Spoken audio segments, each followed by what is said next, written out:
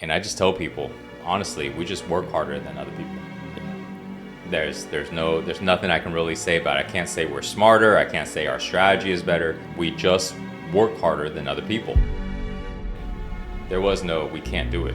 We can do whatever the heck we want to do. There's no rules. Who says there's rules? Made up by who?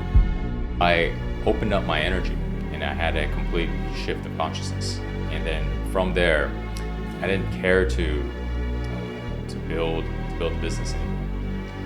And by the time I got to that, a number of things happened. I had injuries in my body disappeared, and my body was so light I was about to levitate. And the way I felt was so good, nothing could even touch it. Why not just aim for the stars? You can take everything in mind. I don't care.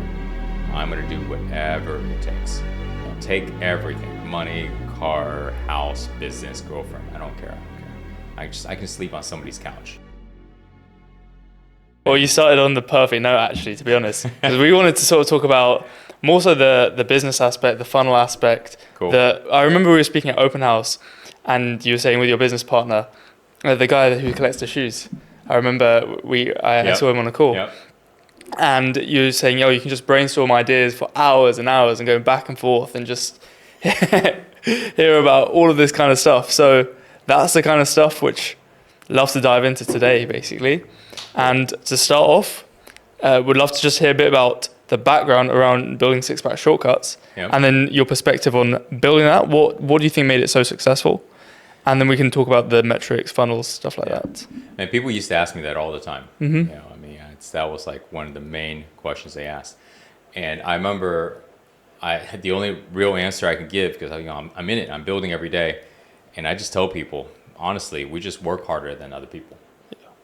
There's nothing I can really say about it. I can't say we're smarter. I can't say our strategy is better. We just work harder than other people. So what happens is we just look at things logically and go, we need to build out this department, or we need to fix this thing.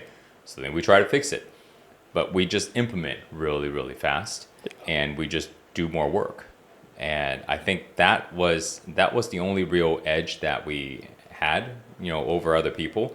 And that was the mentality that I had for most of my life. Mm-hmm.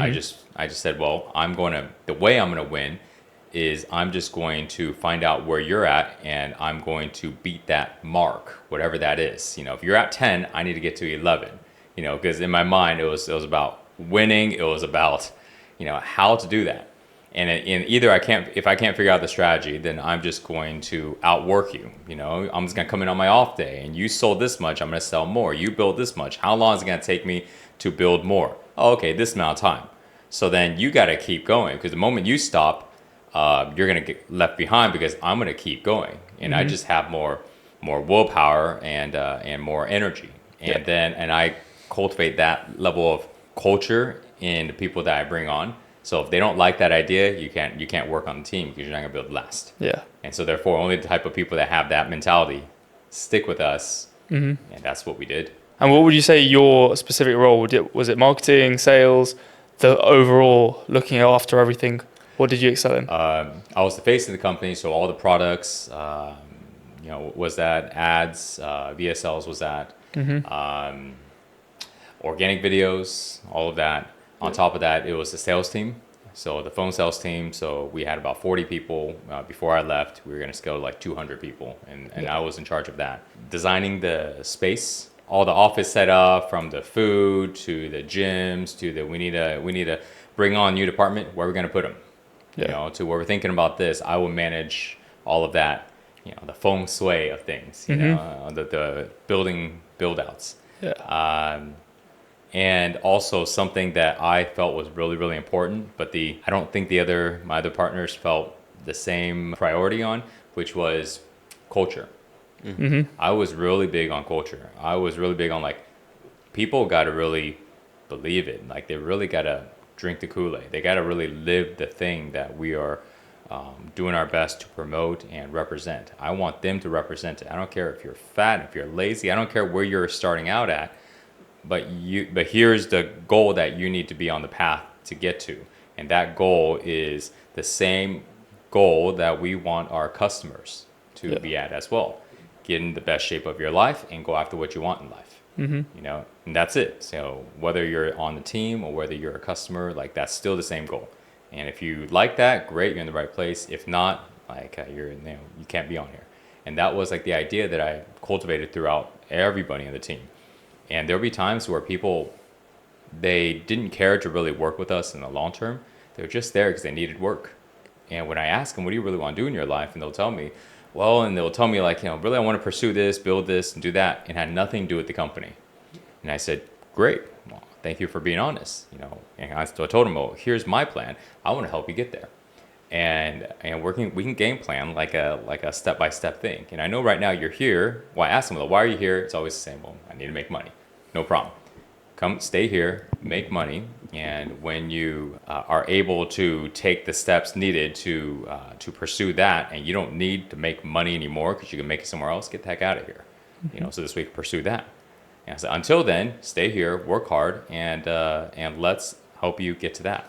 And then I knew that for every single team member. We had about 60 people, and I managed about 40 something people. So then the others was managed by my other partner. So that culture part was really, really important because when I left, that part fell apart. And then from there, the company started to decline. Yeah. Until eventually imploded. Yeah. And I remember actually at the Christmas party, you were speaking about the VSLs and the story behind some of the VSLs, which many of the people know. Well, if you want to say that again, or if you want to expand, like, what was your thought process behind creating that kind of content, the ads which went super viral now? What's the story? The VSLs, the ads, I never made ads before that, you know. But the concept was really simple. We needed to capture their attention, and I remember this one ad that did really, really well was a one where I was supposed to sit there with a lot of food in front of me and eat the food and read some lines off of a teleprompter.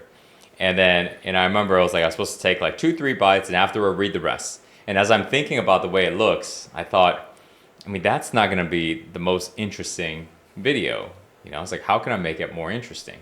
And then I thought, well, why don't I just continuously eat the food and try to finish every single piece of food in front of me while at the same time delivering that script. Yeah. I said that would look more interesting. And so we only have like one take because I can only eat. I mean, I have to like I would have to throw up and try again or something. That would not be good. So it was like one take. So I said, okay. So we rolled. And I remember I'm there reading and I'm just stuffing my face as much as I can while I'm still reading and chewing and reading and chewing. And I finished about 2/3 of 3 meals, you know, within like 90 seconds. And that ad just crushed it. You know, we made so much money off that one ad. And that was always the thing. It's like, you know, just looking to see how can we make it better. You know, there was just no like personal type of, I wasn't bounded by limitations. Because I think a lot of people, like they have this idea of like, we can do this and we can't do this. That never operated in my head. There was no, we can't do it.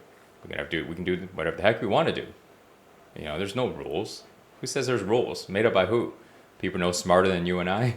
You know, it's like there's no rules. We can do whatever the heck we want. So then what determines what we do is just based on really simple cause and effect of things. If I want you to get this information, I want you to think in this way, I want you to get this impression, what can I do to get there? Like, there is no, oh, other people aren't doing, I don't give a shit what other people are doing, you know? It's like, people go, well, so-and-so is doing this, so-and-so is doing this. It's like, I hear it, but I don't just go, yes, because so-and-so is doing it and is doing it well.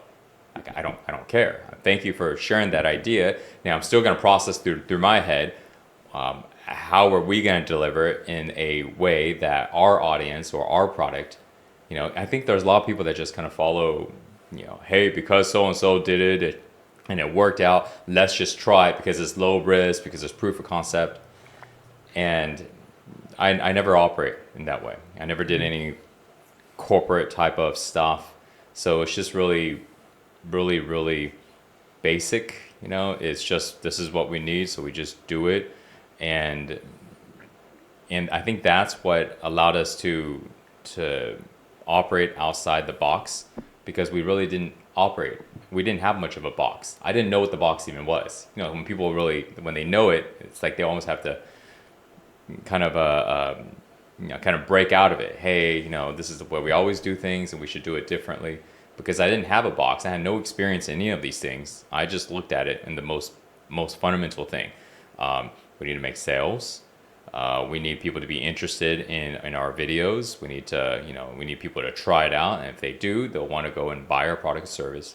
It's just really, really simple, And so, what can we do? And it's just like now when I think about it, it's always been like that. And I think a lot of people just overcomplicate it with this is how it should be, and that never existed in my head. So I think that allowed us to get more experimental. Yeah. Yeah. Especially back in those days. Mm-hmm. And would you say your goal in doing that and acting like that is more just to get data to then try different things, and like what's the goal? Oh, the goal is to be the top fitness company in the country. Yeah. That was the goal. Yeah, that was clearly the goal. Everybody in the organization knew that's what we're doing. If I stayed there, we would have just kept going. I know that was a really hefty goal because the top fitness organization that we knew were doing about 750 million, and we were only at 13. However, we set up everything. We had a plan to get to 200, and so it was going to take us maybe a couple years, 2-3 years, but we would have got there because we had a plan that was very, very simple. It wasn't really complicated. It's just pure math, and we had a plan to get more leads, and we had a phone team, but the phone team wouldn't be able to handle more leads once we had a really large influx. So we had to grow the phone team, and then we needed a bigger place to house more people. So then we went from a 6,000 square feet place to a 30,000 square feet place because now we can house more people. And if we house more people, well, then we can take on more leads. And then the more leads, we're just going to get it from our friends. We've got all these friends with all these different digital offers that don't have a phone team to sell either their other product and services, their supplements, their stuff. And a phone team can convert much higher than what they can do on emails, and or their websites. So we were just going to grab that and then give them a share of whatever the percentage is. Yep. And that's how we're going to scale. Like, it was just really, really simple. And we were just looking at the obvious things that it would break on. It would break on onboarding. So then we fixed our onboarding process. So we had that down. We were going to break on quality assurance. People would be saying some crazy stuff once you have a lot of people. So then we had a quality assurance team, and we had our formats where people will be randomly checking calls, filling out all the info, and people get like 3 strikes and then you're fired. And there were very specific things that they had to say to make sure that no fraud was happening, no misrepresentation of brand was happening. So we basically set up everything, and then that final move was to go and get into that new office, which I did the build out. It was a large place. Took almost a year to really finish out all the build out. And just when we were moving in is when I was stepping out of the company. So I never worked there long enough to foresee the next phase, but we set up all the pieces. And because we did, the company did 24 million the year after. So we doubled. And then from there, it would have just kept going because the sales team did get to like 100 and I think like 15 or 120 people. But we had room for about 200 based on the way I laid everything out. So we would have got there, but I guess the universe had a different plan. About the sort of like, I'd love to go into exactly why you wanted to pursue a different path, but to just stay on the topic of like the metrics, were there any like big moments or like big business decisions which you thought really changed the trajectory to be super successful for Six Pack Shortcuts? Specifically just around trying to optimize funnels or any kind of metric sort of. When we got into supplements, it changed. It made a really big difference because before we were just doing digital products, and once we got into supplements, we tested out with the first one. It was like a pre-workout, and that did really well. It served well as a lead gen in the front end. and then it showed a good proof of concept for the second one that we launched. And eventually, when I was there, I think we had maybe like 7. We had like testosterone, sleep, fat burner, that pre-workout, protein, and I think one more. I don't know if it was amino or I forgot what it was. So that made a big difference. Yeah, that made a big difference.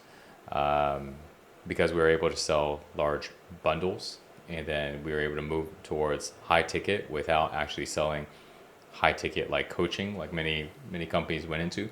We sold high ticket because of the amount of supplements that people were buying. Like we were selling a lot of supplements. Like people were buying all the supplements because they needed everything. One for everything. Your protein for your post workout, pre workout, before your workout, sleep at the end. It's just like all set up, and we were selling timed bundles, like 6 month worth or 12 months worth.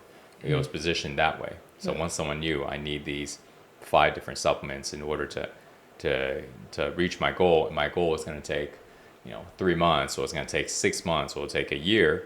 Then it's like, okay, if it's going to take a year, then we need to make sure that you have a year of supplements ready, because the last thing you want to do is to not have your supplements and you're halfway to your goal and then you lose all your gains.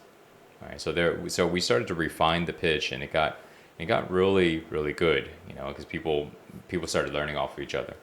That was a big turning point, I would say. And then the second one was when I was able to step away from a lot of my departments, and I had a manager manage basically almost all of it, and I only had to do certain parts like videos and the big strategy stuff. Yeah, that was another one. So we mentioned about then you stepping away when you were just about to get into the new office. What was the reason for that? I opened up my energy, and I had a complete shift of consciousness. And then from there, I didn't care to build the business anymore. I only wanted I wanted to understand about how I changed my energy, how I was able to heal my body in hours. Like I wanted to understand, because to me it was almost like it's like a miraculous type of healing. It's like the stuff that you watch on TV or something, to where like somebody's crippled, they go on stage, somebody touched their forehead, they vibrate, shake on the ground, then they get up and start dancing. You're like, now these are hired actors, right? Yeah. And yet I experience a level of that type of transformation, and I'm like, okay, so there's something that I really don't understand about the body, about how this works, but yet it's real because it happened to me. Mm-hmm. If somebody told me, this is real, I'll be like, okay, but I'm not really that interested. But when it happened to me, and not only was injuries healed, my mind expanded to this degree of just complete liberation, and I never wanted to go back into this closed mental space. A lack of a better word, I didn't want to become very, very dumb and fearful and just limited, because I was so expansive. Like the way I was describing to people is that my mind is like a supercomputer, and it's like you can't buy that. People don't even know it exists, and yet it's happening to me at that time. So there was no interest on business anymore. There was only to discover what it was, figure out what I did, and then afterwards to teach everybody. And then when I told my partners that's what I wanted to do, because to me it made sense. I'm going to figure it out. I don't care what it takes. I'm going to figure it out. And then when I do, we've got the largest fitness channel. We got a lot of followers, and we're going to be able to help a lot of people. This is going to be like a total game changer. Nobody's even, till I know of, nobody's doing this. Nobody even knows about it. Not enough, at least not enough to where I'm able to access. So this is going to be a game changer. I don't know what it is, but everybody wants this state. Everybody wants that. And the partners didn't really see that vision at the time. So I said, no problem, then we'll go separate ways. What was the catalyst that caused you to have that vision? What did you do? It started off with about 2 years or so of yoga. meditating about 3 minutes to 5 minutes, 3 times a week, give or take. During the times that I was doing yoga and meditating, I really didn't see much real results of that, like a stillness of mind, more presence. I personally didn't notice anything. However, the change was there, and I say that because I noticed the first time I noticed it is when I went to this business trip, and on the plane, I usually always fidget around and move and just feel very uncomfortable in those little economy seats. And yet that trip, I just sat there, I was perfectly calm.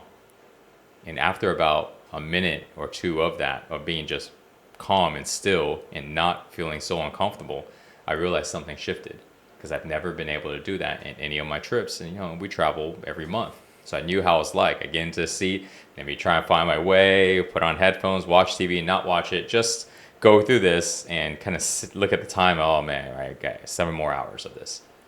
And yet I was able to just sit there and feel perfectly fine. And I said, something's changed. And it was the yoga and meditation. And then fast forward, sitting through 2 talks that made me realize that I wasn't authentic, and that I wanted to, I was really, really affected by it. And I wanted to make a change immediately. The idea that I wasn't authentic, basically in my eyes, is I was really fake. And I'm not okay with that. Some people they may be like, what's okay, just as long as people don't think I am. Me? No, I'm not okay with that. Like, once I realized that's what it was, because I got a definition of authenticity, which is caring about what other people think. And when I realized how much I cared, I was like, oh man, this is bad. I have to stop. Now, stop. And then that was the catalyst for the next thing that happened, which was taking some mushrooms, taking some MDMA, and then from there having this shift in perspective from the psychedelics, and then recognizing that my whole life has been governed, dictated, influenced by stories in my head that were made up by me, or other people may have placed the stories in my head or influenced it, but either way, they were stories, and they were they could be changed just by coming up with a new story. And then therefore my entire life would have been different. Everything that I would have did would have been different. What I'm interested in, not interested in, would have been different. And coming to that realization, I realized, well, if I can just change because of stories, then that means I must not be a story. Like, I thought I am these stories. Like, this is who I am, this is what I'm about. And if I'm not these stories, then that means, what is this voice in my head? I thought that's me. And if I'm not the voice in my head, oh crap, then what the heck am I? And then I came to the realization I was a soul, and that and that I had a voice, but the voice wasn't me. I exist without one. And that idea was so shocking that I was having like this reality shattering type of experience, and I remember I need to breathe, because I've heard this my whole life. When something's happening, hey, it's okay, man, just breathe. Like, how many times have I heard that? So I started breathing. And as I started to do that, I continued to talk about the things that happened in my life, because people were asking me. And then I felt a weird sensation on the top of my head. So I started to touch my head, and it felt better. And then the harder that I touched it, the better it felt. So at first it was just, man, blah, blah, blah, blah about my life. And I was like doing this. It still feels good.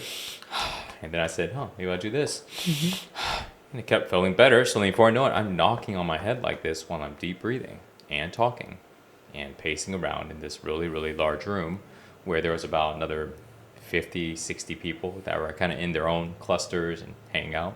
Most people were on psychedelics as well. And then I did that for 6 hours, nonstop. And by the time I was done with 6 hours, I went through my entire life, all the different milestones, all the events, all the stories that I had from event to event to event, all the way up to that point where I was 32 years old at the time. And by the time I got to that, a number of things happened. I had injuries in my body, disappeared. All the fears in my mind, all the chatter, gone completely. And my body was so light, I was about to levitate. And the way I felt was so good, nothing could even touch it. Like, there was no existence that I knew of that could feel that good. It wasn't even happiness. Like, that's not happiness. I know what happiness feels like. That's not it. I don't know what it is, but it's the best I have never known. Mm-hmm. And then from there, I came up with two promises to myself. First one, I'm going to figure out what I did, how I got to that state, what that state even is. I have no idea, but I'm going to figure it out, whatever it takes. And I'm going to give up everything in my life if that's what it takes to figure it out. Because I was very logical about what happened. I said, I'm 32 years old.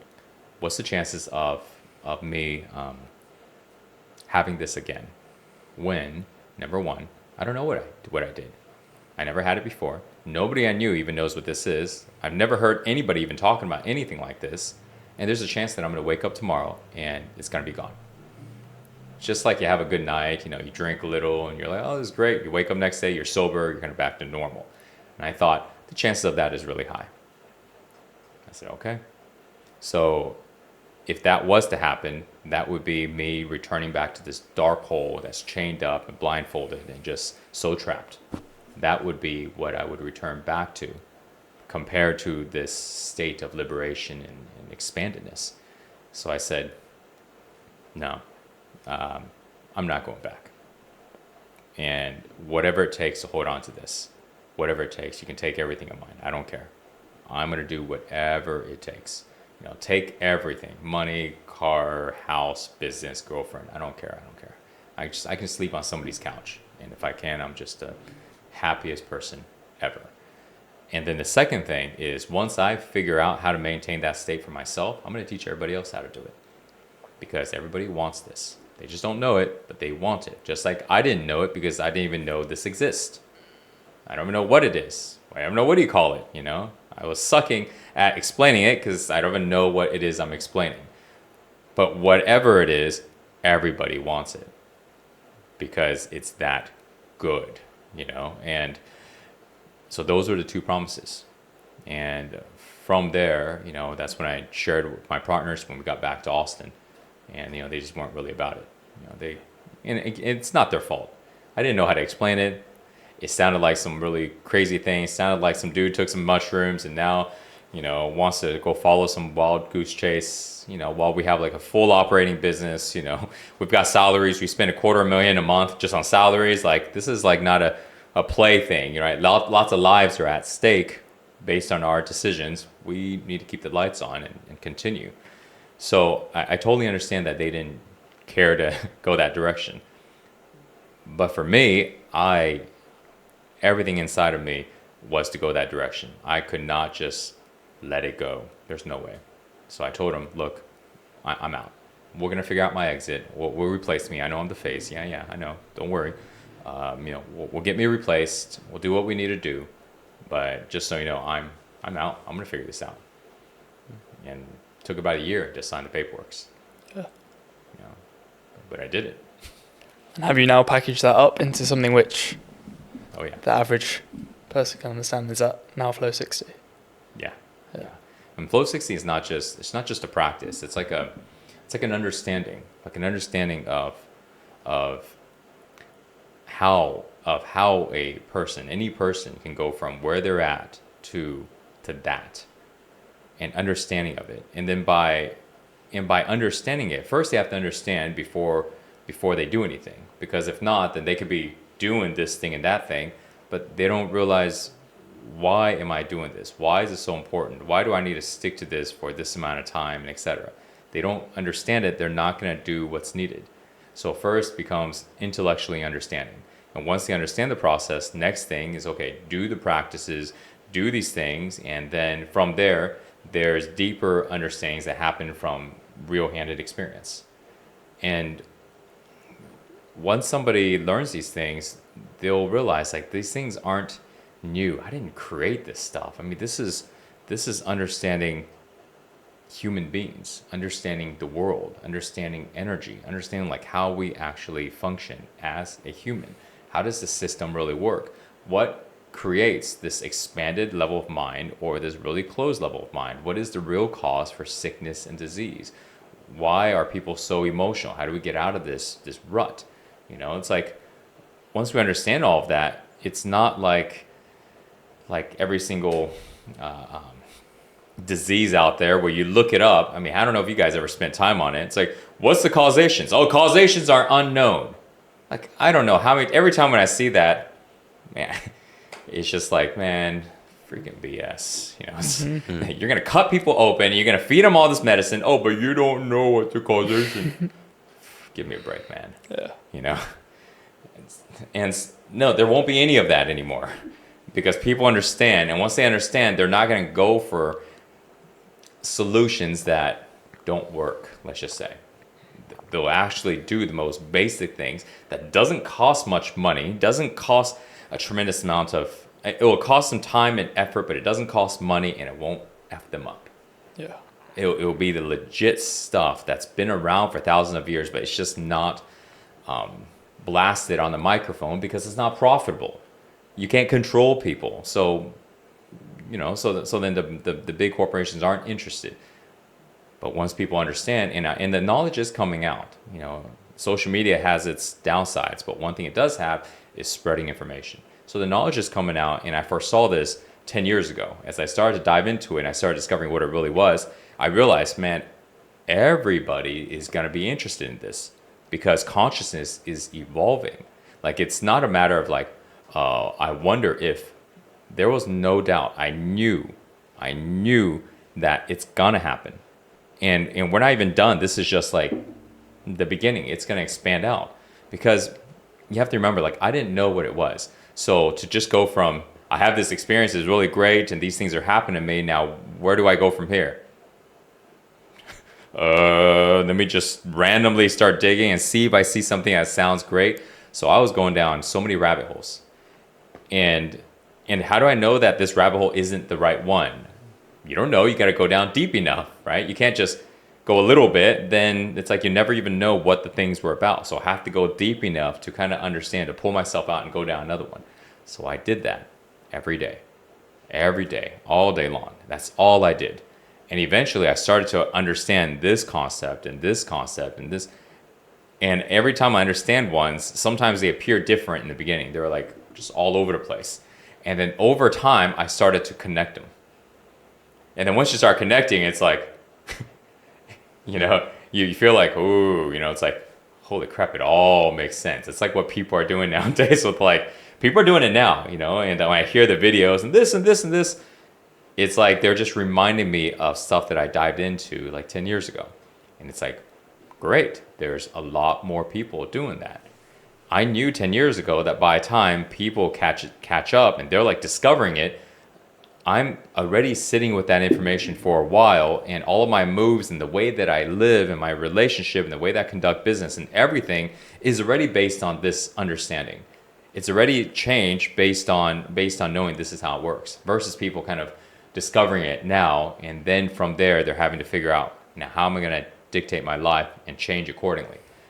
I can see where people are at. They're like, this is what it is. And I'm like, right, until you go further and then you'll realize that's not what it is. But I'm going to let you do your journey because, you know, everybody's got to go through it. I went through the same. At some point, they'll start to go deeper and deeper. So you can almost like read where people are at. It's like a billionaire seeing somebody making their first $500,000. They're like, I know where you're at. Yeah, just keep going. And at some point, you know, it's all good, you know. So, yeah. Interesting. And this is a bit, I don't know if this is related, but what do you think about Kundalini? Because I've been hearing it a lot around in Bali and everyone's been talking about it. Suddenly, to be honest, over the last few days. And it's just been in my subconscious now and I'm trying to figure out what it is. What do you think? Well, it's just, it's a label, it's a name, you know, to basically talk about how there's energy in the body and the energy can rise through the body. And that's all it is. We can call it energy, we can call it chi, you can call it your Kundalini. Names and labels are just that. You know, they're just names. They're not. People try to use different names and make it sound as if it's like really, really unique, right? It's like, it's all like marketing, you know. Yeah. But what it really is, it's just we all have energy, allows us to live.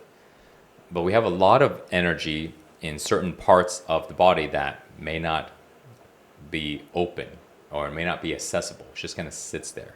You know, it's like gold at the bottom there. Or there's all these oils right here, and so this is like really rich. But if you don't ever dig and access it, nothing happens. It's just there. You know, us is the same thing. We've got energy in the base of our spine. And that energy, we call it sexual energy because when you ejaculate, you are releasing that energy, which is why that energy or the ejaculation is also able to make a human as well, right? It's that potent. So when they talk about Kundalini, they're talking about that energy rising up through the body all the way to the top of the head. And when it does, a person expands their consciousness. And along the way, everything becomes energized. And it's like the body has all these different intersections like a road. And when there's a lot of traffic in one area, then that means there's a lot of energy there. And so every time when there's intersections, which like yoga calls them like chakras, and different things like qigong or acupunctures, they'll talk about like meridian points, right? All these are just intersections of energy, and the intersections need to be open. If they're clogged, then that part of the body that needs that energy isn't getting it. The organs that depend on that energy isn't getting it. So the organs function at a lower capacity. The way that we think or the way that we act gets influenced as well, because our mind is just energy. And when the energy changes or it decreases, the mind shrinks in a certain way. And so vice versa. If all the energy points are open, then the mind just continuously expand. And so all of the Kundalini is just opening up that energy. And then people talk about how, you know, there's the snake and the serpent, it keeps rising and rising, because energy we call it energy, but then there's like, in humans, there's a masculine and feminine energy, a yin and a yang, you know, a sun and the moon. It's like polar opposites. And this opposite, they balance out each other. So it's not that a man has more masculine and a woman has more feminine. There's a lot of masculine women. Right? You can tell when you meet one. You know, they're just you're like, damn, bro. You know. And then there are men that are like, hi, and they're like really soft, and it's like, and they're like all very connected, and so they're a little more feminine energy. It's just how it is.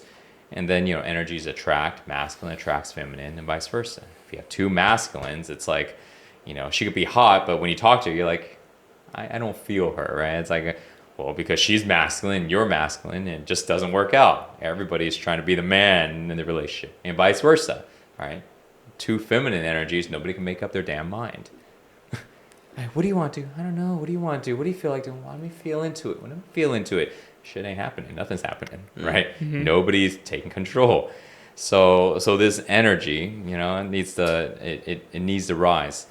And what I did that night was I accidentally opened it up myself, and now it's helping people understand this is how it works, and then from there setting up a foundational thing that they need to every single day. And then once the foundation's set up, then they move on to the next things, to go and start to slowly open up this energy. Because to be honest, not everybody wants to do what I did. Because if they did, they could create a huge mess in their life. I was pretty fortunate that I worked my butt off, and that I can step away and go, you know, and yeah, I'm gonna just, you know, figure this out and kind of sit with things, and not have my life, not be living on the street, right? I sold my company, I had enough savings to just live. But if somebody was to be in that same situation, they didn't have the savings, but they're just kind of done with life, then they would just stop doing things, and they would just be in this blissful state for a while while everything on on the outside crumbles, right? They're not working, they're not providing any service to people. And at some point, they're going to end up living on the street or living in somebody's room, and so they're sitting there, having the time of their life, but their livelihood, all the basic needs are slowly deteriorating to where, there's no control. And at some point, they're going to sit there, they're going to see that there's some issues. So having that same experience that I did isn't for everybody. If people have it, they have it. What I'm here to help people with is, number one, help people understand this is how it works. And the next thing is helping understand the next thing, which is there's a lot of ways to get there. What I teach is just one way of many. Just one way of many. Anybody who says this is the only way is full of shit. Okay, they don't know what the heck they're talking about. There are infinite ways. It's like someone saying the only way to make money, the moment they say that, you already know their mind is, right? It's like, yeah, sure, bro. Many, many ways. But once they understand that this is how it works, now they can look at the different tools, devices, training methods, whatever it is, and see, how is this helping me move towards this goal? People don't even know what the goal is. Like, they don't know what they need to do. They don't realize that the goal is to open up these channels, open up the energy flow. They don't know that the goal is to be able to stop thinking about themselves. Somebody hearing this right now, it wouldn't even make sense to them. Like, what? Not think about I always think about myself because I want to improve and be my best. Like, yeah, that's why you never get there. Mm-hmm. That's why it's like you're always in your head and you're lacking confidence because you don't realize that you don't even know what it is, the goal that you're supposed to accomplish. So then I have to explain to them why they need to stop thinking about themselves. Why that thinking about themselves actually allows them to constantly get in the way of everything, and they can never have real confidence or have real belief because they're in the way of things. So once they understand this whole concept, they go, got it.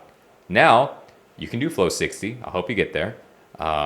Or you can go try out that thing or try out that thing. But at least you realize what you're trying to do on the inside. You understand what you're doing with your mind and your body.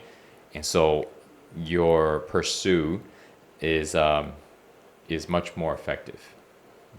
That part alone, most people don't understand it. So it doesn't matter that they're trying out all this stuff. They don't even know what it is that they're trying to accomplish. It's like in business. It's like there's, you got to get your traffic, and then you got to convert the traffic, and then you got to deliver your product and service. If they don't understand that thing, they might be just there networking, and nothing is happening because, they don't have a product and offer to sell, and they don't have a way of converting. Like, it's like, and they're sitting there working so hard. It's like, no, you got to at least understand the basics of what you're trying to do. And then now, that being said, see how your network and see how the things that you're doing is going to fill in these gaps, is going to accomplish this thing, versus just getting out there. And I think for personal development, or to be able to achieve this level of happiness and health and liberation, they have to understand the same thing.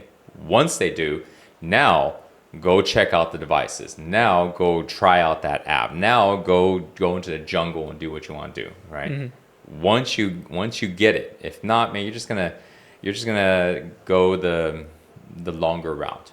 Yeah. Which is fine, but still, for those that want to do a little bit shorter, man, hey, I can help you, right? Listen to this podcast and then start to see the nuggets, and there are other things that'll help you go deeper.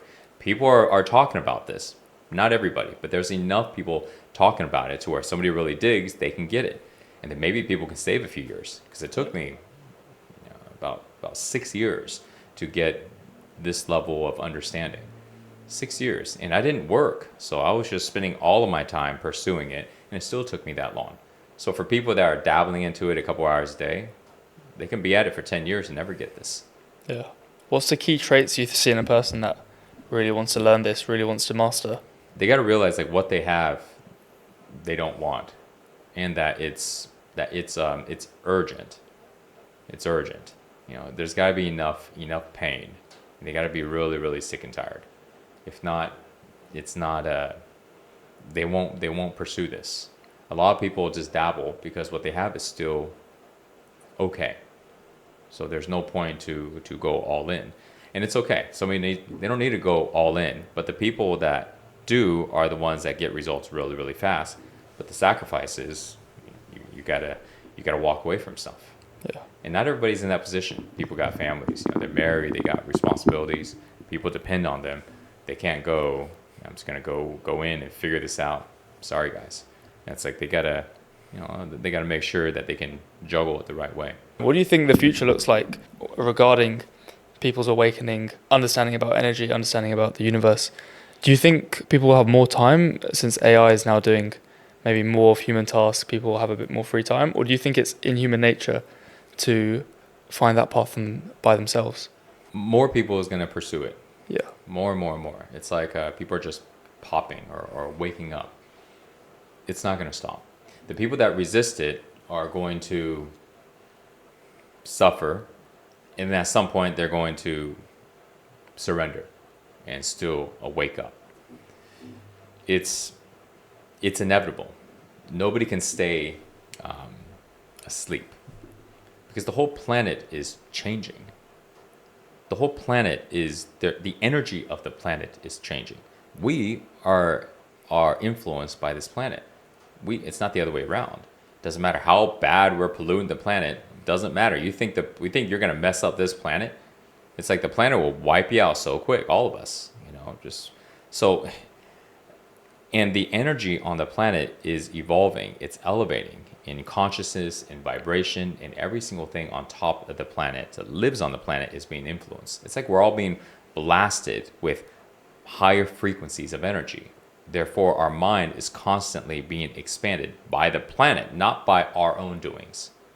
It's like controlling the air. It's like, well, I'm just going to breathe, but the air is changing. So it doesn't matter. Just as long as you breathe, you're going to change. And so therefore, it's inevitable. It's going to change. And when it does, the way we're going to see it is that they're going to be more expanded. People are going to question, the status quo of things. This is the way we've been doing it, but why? People are going to question things, and creativity is going to skyrocket. It's a perfect time because when creativity skyrockets, the next thing you're going to do is want to build and create different things. And with technology, it seemed to be a perfect time, right? With AI and all the robotic stuff. So it's the perfect time for that. And all of the chaos and all that stuff, the same thing that happens internally is what happens on the outside. So the chaos with, like in the US with the Epstein file stuff and all the wars and all these things, it's terrible, it's really bad. But if we take a step back, what happens on the micro level happens on the macro level. So when we look at an individual, when they go through the process, here's what happens, right? You are asleep. You don't realize that there's all this drama inside. So then now you learn how to connect to yourself. You learn how to feel the pain and discomfort and the anxiety. And suddenly you realize I have so much fear, so much anxiety.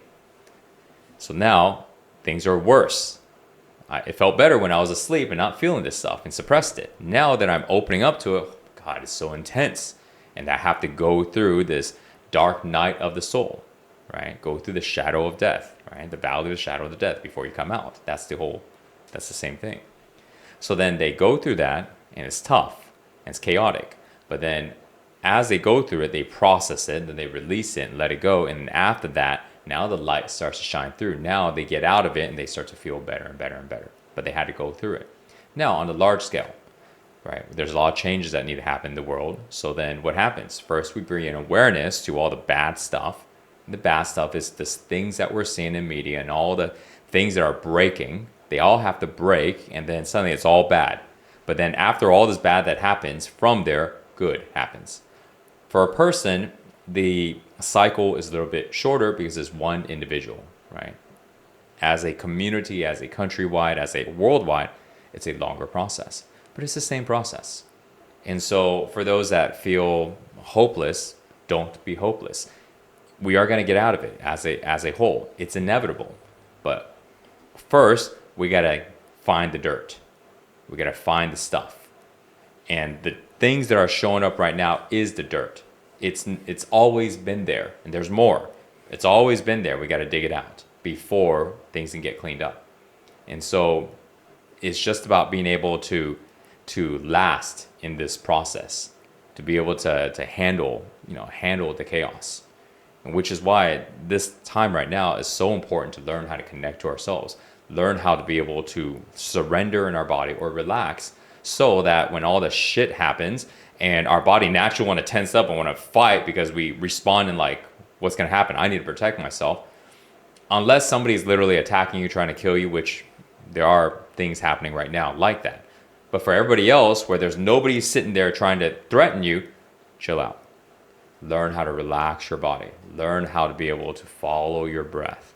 Learn how to find that centeredness. You don't need to be freaking out and stuff. You know, you're not in that war situation. There are people that are, and they need to respond differently.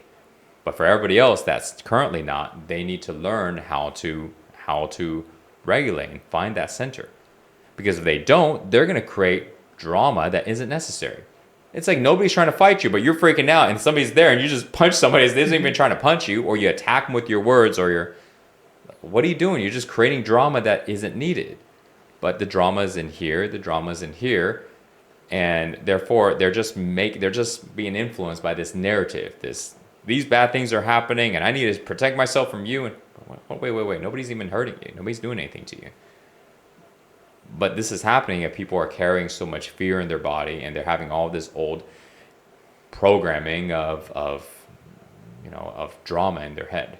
So people need to learn how to do that. And this is the perfect time. And I think with all this stuff coming out, it becomes a higher demand, because the people that don't know how to do it, they're freaking out. You go on social media and you guys see all this stuff, it's a lot of dark stuff out there. And people that can't handle it, their lives are crumbling. Their children are being affected, their partners being affected, their work production is going down. And they can't get out. And most people can't really make much of a change, but they can learn to find that centeredness, find that peace. And so I think we're in a perfect time right now for this type of teaching, this type of information to get out there, because people really need it. What do you see the future being like with AI? Do you see an intersection between consciousness awareness, with an increase of consciousness awareness in humans, and then connecting with AI, or AI doing something different? How do you see it? To be honest, people are always, people are like, I hear people talking about being so afraid that, the machines are going to take over and blah, blah, blah. Honestly, if the machines take over, I think the world would actually be a better place, because machines aren't afraid. I'm not afraid of you. And people are afraid. People want control. Why would something only wants control if they're in fear? But machines don't have emotions, so therefore they're not in fear. So therefore, the system will be a lot more just. The system will be a lot more fair. It will be exactly what's needed, nothing more, nothing less. It's very precise, it's very accurate, and there's not all this biasm, personal opinion, personal perspectives. All that stuff comes from people, humans, not from a machine. That's why so many people are using AI to help them with their business plan, help them, give them ideas on what to do, because it's really clean, it's really straightforward, no BS, no altered, what's not incentive, but none of that stuff. Imagine when an AI system can govern things and go, look, what's the most important? The highest quality of human life, and human life, plant life, animal life. Let's go ahead and promote life on this planet. Our job is go ahead and make sure that we promote life. So, if we need to kill things, let's kill the least amount of things, because we want to promote life. Hey, I want to kill this. No, but I really like this. I don't give a shit that you like this. There's other ways to do it. Here we go. It becomes really, really clear. It would govern so many things would just change. If right now AI was to run the show and take place of leaders, I think instantly things would shift. So I see that it will move in that direction. I think it will, because it's just going to continuously expand. And when people are able to create with less effort, at some point people are going to be out of survival. And that works perfectly, because you have consciousness rising. You have people that are literally having all of their survival needs met. And so what do? Right? Well, then people get really creative, and now leisure activities start to increase. Like right now, if you notice, like there's a competition for everything. Jeez, and it's like, for what? Well, because people are not worried so much about living. A lot of people. So it's like there's bed sheets competition. Who can put on the bed sheets faster on a bed? It's like, seriously? It's like whatever you can think about, there's a competition for, which means when people are expanding at that type of level, it means like, and that's right now at this stage, it's going to grow a lot more. And so you imagine people are right now showing up, I got to get to work. Imagine when there's no more, I got to get to work because all things are done. So then people still have purpose. They need to have purpose in life. But the purpose is now for leisure. It's to express this interest that I like, express this passion, whatever it is. And so I see it moving in that direction. And then all the survival stuff is managed by AI. That's much, much better management. Yeah. And I think that's going to happen for a certain period of time before we repeat again. And we repeat again because consciousness travels in cycles. Right now, the consciousness is rising on the planet. At some point, the consciousness will start to drop again in the planet. And when it drops again, chaos will happen. Because people's vibrations will drop, people's minds will shrinken down, and then people will start to elevate in fear and less in love and understanding and all of that.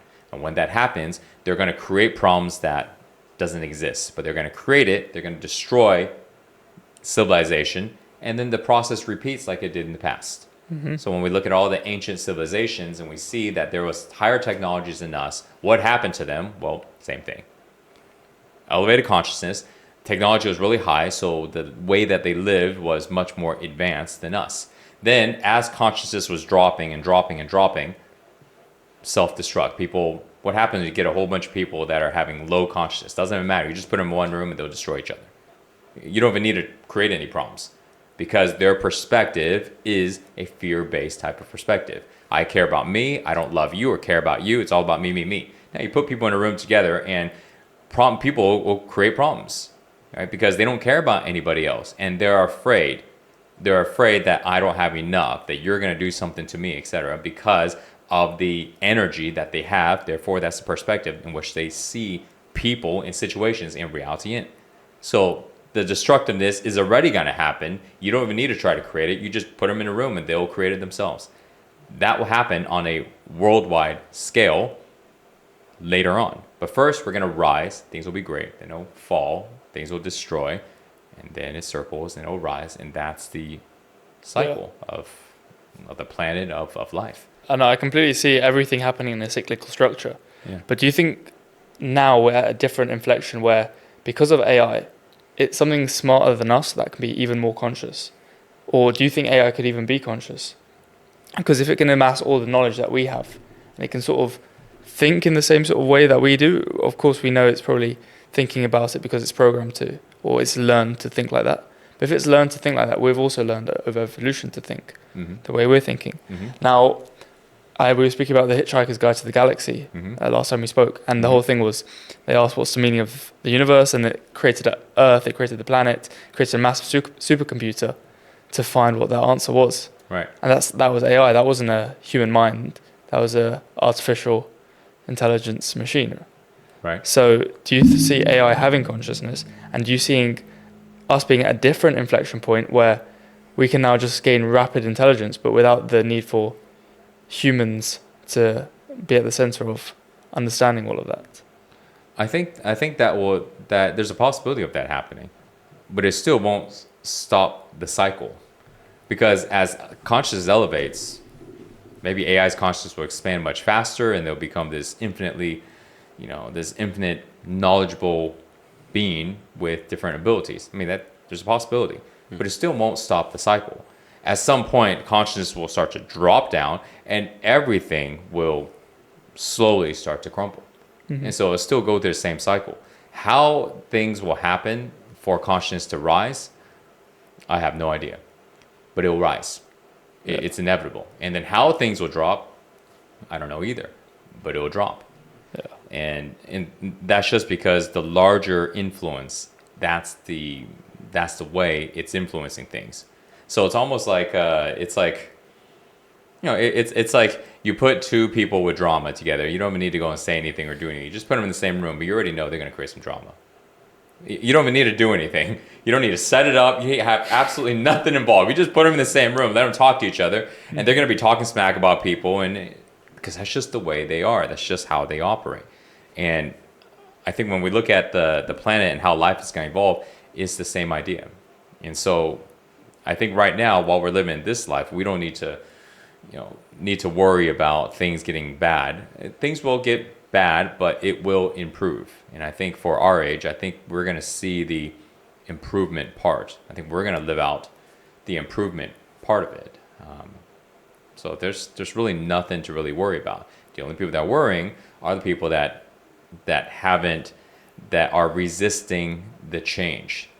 They're resisting seeing everything. They're resisting the fact that they have all this fear and all this anxiety. They're resisting the fact that, there's a lot of darkness out there.